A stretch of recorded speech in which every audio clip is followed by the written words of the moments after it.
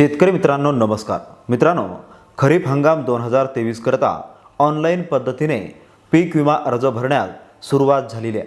याबाबतचा GR सुद्धा प्रकाशित करण्यात आला आहे। मित्रांनो, अवघा 1 रुपया भरून तुम्हाला आता ऑनलाईन पद्धतीने पीक विम्याचा अर्ज भरता येणार आहे।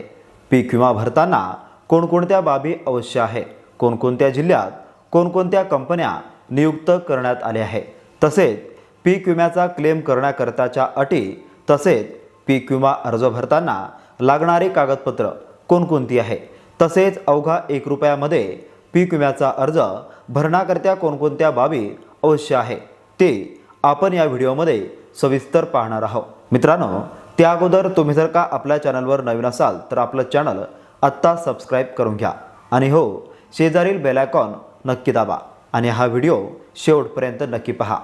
विविध नैसर्गिक आपत्तीमुळे पिकाच्या होणाऱ्या नुकसानीपासून शेतकऱ्यांना आर्थिक संरक्षण देण्याच्या दृष्टिकोनातून राज्यात प्रधानमंत्री पीक विमा योजना राबवण्यात येते। 2023-24 मध्ये राज्यात ही पीक विमा योजना बीड पॅटर्नवर आधारित राबवली जाणार आहे। आता पाहूया योजनेतील पिके। भात, खरीप ज्वारी, बाजरी, नाचणी, मक्का, तूर, मूग, उडीद, सोयाबीन, भुईमूग, तीळ, सूर्यफूल, कराळे, कापूस, कांदा इत्यादी। या योजनेत सहभागासाठी अंतिम मुदत 31 जुलै 2023। सर्व पिकांसाठी जोखीम स्तर 70%। भरावयाचा विमा हप्ता सर्व पिकासाठी प्रति अर्ज फक्त 1 रुपया। आता पाहूया विमा संरक्षणाच्या बाबी। 1. पीक पेरणीपासून काढणीपर्यंतच्या कालावधीत पिकाच्या उत्पादनात येणारी घट। 2. पीक पेरणीपूर्व लावणीपूर्व नुकसान।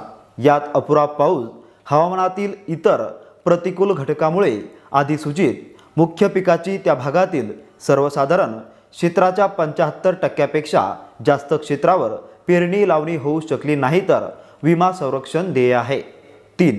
हवामानातील प्रतिकूल परिस्थिती, पूर, पावसातील खंड, दुष्काळ इत्यादी बाबीमुळे शेतकऱ्याच्या अपेक्षित उत्पादनात उंबरठा उत्पादनाच्या 50%हून अधिक घट अपेक्षित असेल तर विमा संरक्षण देय आहे।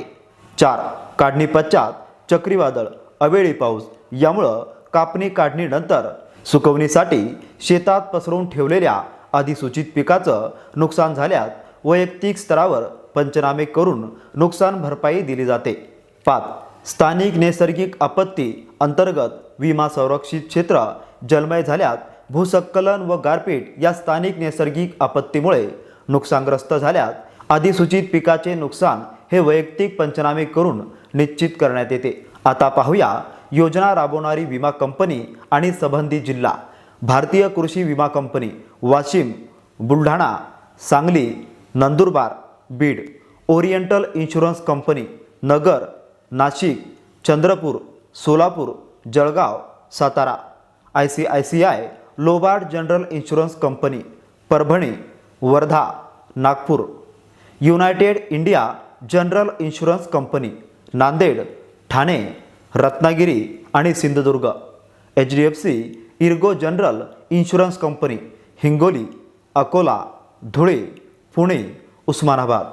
Universal Sompo General Insurance Company Jalna, Gondia, Kolhapur. चोरामंडल MS General Insurance Company Chhatrapati Sambhajinagar, Bhandara, Palghar, Raigad. Reliance General Insurance Company Yavatmal, Amravati, Gadchiroli. SBI general Insurance company Latur. आता पाहूया कोणकोणत्या बाबीसाठी विमा नुकसान भरपाई भेटणार आहे। 1. स्थानिक नैसर्गिक आपत्ती काढणी पश्चात नुकसान। या बाबी अंतर्गत पिकाचे नुकसान झाल्यास 72 तासाच्या आत याबाबत नुकसानीची सूचना संबंधित शेतकऱ्याने संबंधित विमा कंपनीस कळवणे बंधनकारक आहे।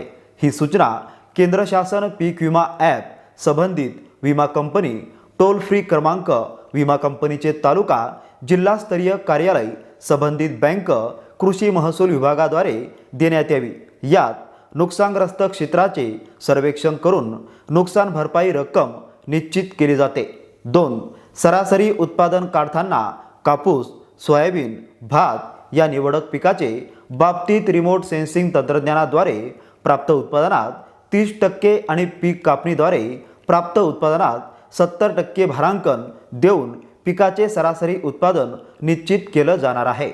उर्वरित पिकांच्या बाबतीत पीक कापणीद्वारे प्राप्त उत्पादनात गृहीत धरलं जाणार आहे। नुकसान भरपाई मिळवण्यासाठी काय करावं? 1. नैसर्गिक आपत्तीमुळे पिकाचं अकस्मात नुकसान झाल्यास 72 तासाच्या आत याबाबत केंद्र शासन पीक विमा ॲप, संबंधित विमा कंपनी, संबंधित बँक, कृषी महसूल विभाग किंवा टोल फ्री क्रमांक याद्वारे कळवावे।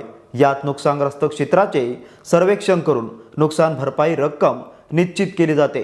2. संपूर्ण हंगामात विविध कारणामुळे अधिसूचित क्षेत्रातील पिकाच्या सरासरी उत्पादनात उंबरठा उत्पादनापेक्षा घट आल्यास भरपाईची रक्कम अंतिम केली जाते। सदर अधिसूचित क्षेत्रातील अधिसूचित पिकांकरिता विमा योजनेत भाग घेतलेल्या सर्व शेतकऱ्यांना त्याप्रमाणे नुकसान भरपाई त्यांच्या बँक खात्यात जमा केली जाते।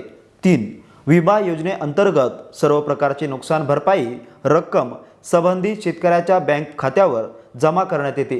त्यामुळं बँक खाते योग्य नोंदवण्याची खबरदारी शेतकऱ्यांनी घ्यावी। आता पाहूया विमा योजनेत सहभागी होण्याकरता महत्त्वाच्या बाबी। 1. अधिसूचित क्षेत्रातील अधिसूचित पिकांसाठी पीक कर्ज घेतलेल्या शेतकऱ्यास या विमा योजनेत सहभाग बंधनकारक नाही।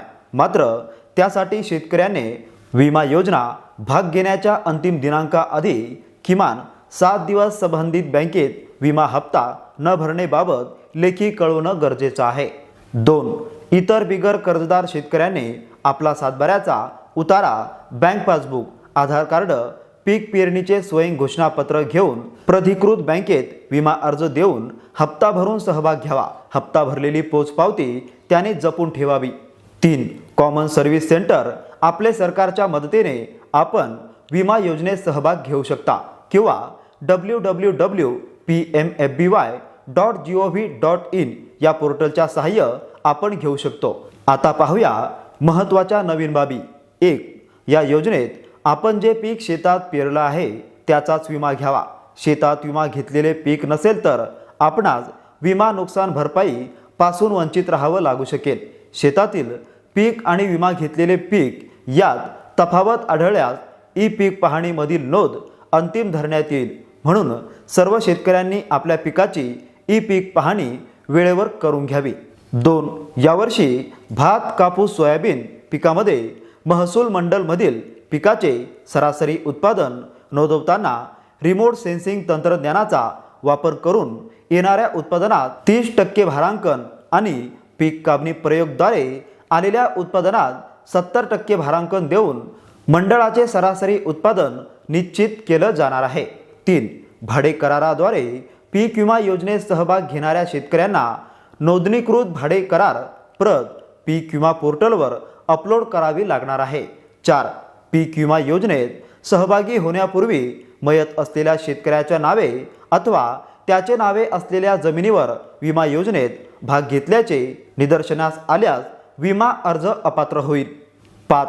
योजनेच्या अधिक माहितीसाठी संपर्क संबंधित विमा कंपनी, स्थानिक कृषी विभाग कार्यालय।